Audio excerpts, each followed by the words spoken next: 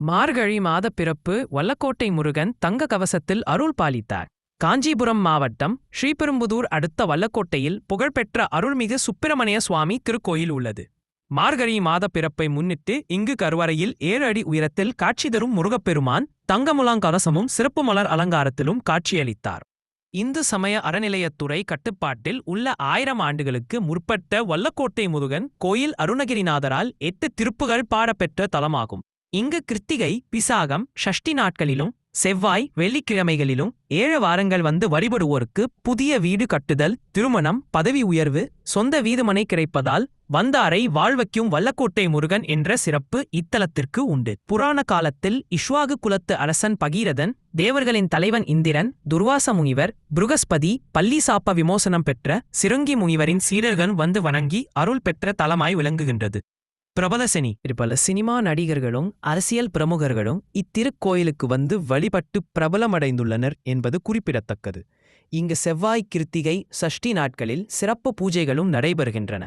சத்து சம்கார பரிகாரத் தலமாகவும் இத்திருக்கோயில் விளங்குகின்றது. தமிழ் மாதங்களில் சிறந்ததாய் போற்றப்படும் மார்கழி செவ்வாய் என்று பிறந்தது. இக்கோயிலில் ஆண்டுதோறும் மார்கழி முதல் நாள் மூலவருக்கு தங்க முலாம் கவசம் அணிவிக்கப்படுவது வழக்கமாகும். அந்த வகையில் செவ்வாயன்று மார்கழி பிறப்பை முன்னிட்டு அதிகாலை 3 மணிக்கு சந்நிதி திறக்கப்பட்டு கோபூஜை செய்யப்பட்டது. பிறகு மூலவருக்கு பலவித திரவியங்களால் சிறப்பு அபிஷேகம் நடைபெற்று தங்கமிலாம் கவசம் சாற்றப்பட்டு சிறப்பு மலர் அலங்காரம் செய்யப்பட்டது. அதிகாலை 4 மணிக்கு மயில் மண்டபத்தில் மார்கழி மாத சிறப்பு யாகம் நடைபெற்றது. இதனைத் தொடர்ந்து பக்தர்கள் தரிசனத்திற்கு அனுமதிக்கப்பட்டனர். அதிகாலை குளிரையும் பொருட்படுத்தாமல் அரோகரா கோஷத்துடன் திரளான பக்தர்கள் வந்து வல்லக்கோட்டை முருகனை வழிபட்டனர்.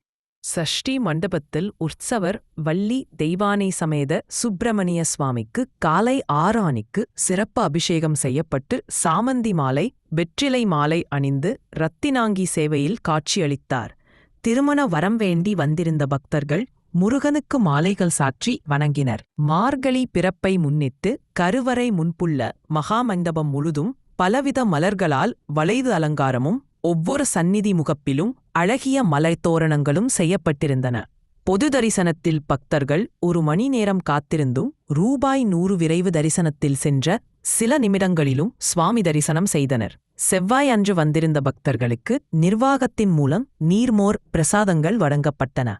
பக்தர்களுக்கான அடிப்படை வசதிகளை மண்டல இணை ஆணையர் திரு சி. குமரதுரை அவர்களின் அறிவுரைப்படி திருக்கோயில் நிர்வாக அதிகாரி ஜா. செந்தில்குமார், அறங்காவலர் குழு தலைவர் ஜா. செந்தில் தேவராஜ், அறங்காவலர்கள் த. விஜயகுமார், ஜா. செந்தில் தேவராஜ், பு. செல்வகுமரன் செய்திருந்தனர்.